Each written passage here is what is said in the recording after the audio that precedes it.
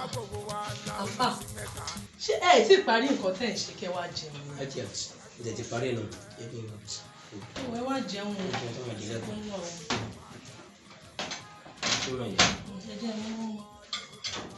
wá jà alhamdulilayi ají tó ń pariwo láti jọ ẹ tó ń dà mí láàmú tó tún fẹjọ́ mi sùn lé lórí pẹ̀lú ògùn tó náà bá wà lọ lọ́dún yìí.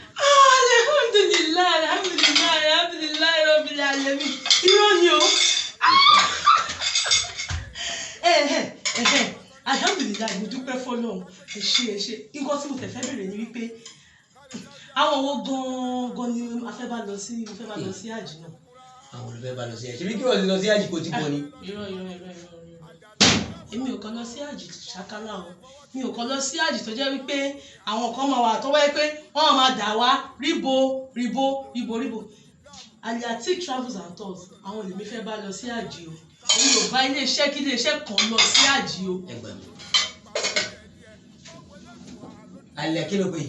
Aliatic ṣe tí gbọ́n pẹ́ ní. kí ló ń ṣe ó ń dàbí láàmú láti bẹ̀rẹ̀ láti fẹ́ra ọdún tó ń dàbí láàmú kó fẹ́ lọ sí àjì fẹ́ lọ àjì mo tún ṣètò ẹ̀ lọ́dún kó fẹ́ bá wọn lọ́dún ó ń kákó fún mi pé Aliatic kan ló fẹ́ bá lọ.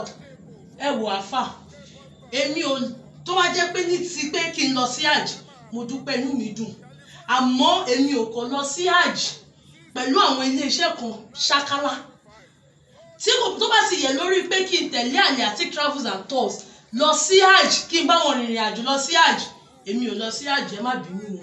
ẹ má gbà mí èmi ò lọ sí àjì o. kí ni ẹ máa fi tẹ obìnrin lọ́rùn láyé yìí tí wọ́n lọ fẹ́ kàkó mi bẹ́ẹ̀ kọ́ ló fẹ́ bá lọ sí àjì. ẹ wò àfà a ní mi ò lọ sí àjì pé Aliatic mo fẹ́ bá lọ o mi ò ní sọ jù bẹ́ẹ̀ lọ tó bá jẹ́ bẹ́ẹ̀ ni ẹ má bínú mi ò ní lè lọ Aliatic tó bá ti yàtọ̀ sí wípé mo fẹ́ bá Aliatic lọ sí àjì èmi ò lọ o mo yànda àjì yẹn mo yànda pátápátá. ó yọ̀ǹda dúró ṣé nǹkan mi wà nídìí ọ̀rọ̀ àjì yìí ni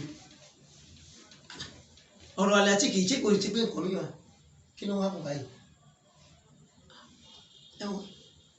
o lọ nìyẹn tó bá ti bá tí mo kó bá lọ tó bá ti bá lọ tó jálẹ̀ Aliatic ni o lọ Ọlọ́run ti mọ̀ pé mo ti try best mi. ẹ ẹ tí gbìyànjú kankan o ẹ ẹ tí try best yín kankan Aliatic ni mo fẹ́ bá lọ. ẹ máa gbà mí ẹ gbóná.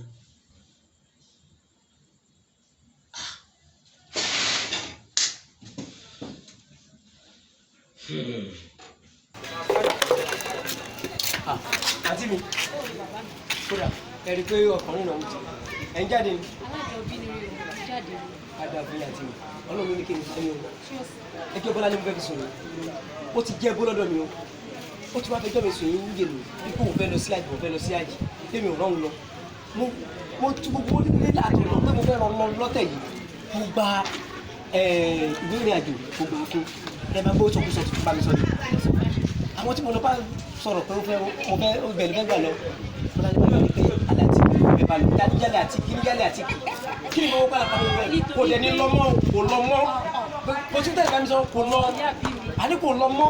lójú ara tiwọn náà sì wà níwọ̀n náà tó wájú gẹ́gẹ́ bí ọkọ ìyàwó yìí. ṣé mi ò gbìyànjú. nítorí pé mò ń ní èmi ṣáàrí ọmọ yẹn ṣáàrí èmi mo ṣàkóso mi lè fẹ́ kó tó ná fún ẹ Aliatic ọ̀nà wo bí mi gan ṣe ń fura àti lọ sí múra lọ́dún tó ń bọ̀ àti àjùbá Aliatic ni mo ṣe tán láti bá lọ. Aliatic. bẹ́ẹ̀ ni. ibo làwọn Aliatic yẹn rí ṣé wọ́n dájú àwọn tó gbogbo àwọn tèmi lọ bá sọ̀rọ̀ kí wọ́n dájú lọ ni.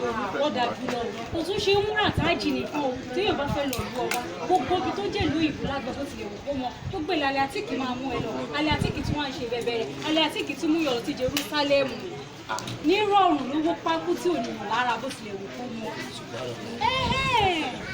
gbọ́dọ̀ ti gẹ̀ẹ́tì wọn. torí pé ó mọ̀ nà wàjáde náà súra wàjáde ẹni tó mọ̀nà ló yẹ ká tẹ̀lé súra wàjáde ibi tó mọ̀nà ló tẹ̀lé yìí má ṣì lọ́nà ẹja jọ kẹsì kan. ó dà á jẹ́ pé mo dárí jì á jọ lọ.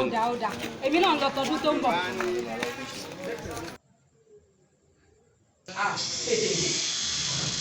Aji Bọ́láńlé alihamdulilayi Aliatic là ń bá lọ mo ti yọ̀ǹda.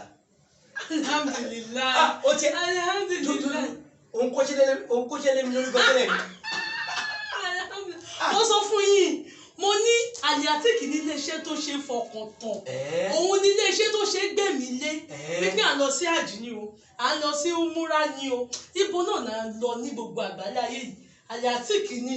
ọmọ tó ṣẹlẹ̀ mo nígbàgbọ́ nínú ẹ̀ láti ìgbà tí mo ti fẹ́ ẹ ìgbàgbọ́ tí mo tún wá nínú ẹ̀ ó tún wá lékan sí lẹ́nìí nígbà tí àǹtí mi ń ròyìn fún mi pé bí Aliatic ṣe jẹ́ rẹ̀ mo ní ìyẹn ni pé mi ò mọ kankan ìyàwó tí mo tún gbé sílé ló tún tọ́ mi sọ́nà. Aliatic jẹ́ iléeṣẹ́ kan tó jẹ́ wípé tá a bá ń sọ nípa kárí ìrìn àjò lọ sílẹ̀ mímọ́ hajj ṣé mọ́tò tí wọ́n fi ń gbé yàn káàkiri ni ọyẹ́ inú òdúró rí ṣé ilé ìtura tí wọ́n kó àwọn èèyàn wọn sí ni oúnjẹ ní ti jíjẹ ni ó àgàgà ká tó wá ṣe iṣẹ́ àṣepé ní àjà tí umura Aliatic fọ ṣé ẹ̀mọ mọ́tò wọn ni travel with ease ìrìn àjò mímọ́ pẹ̀lú ìrọ̀rùn tí kò bá ewu dé tí kò bá wàhálà dé rárá. ṣé wọn kì í gbá yan.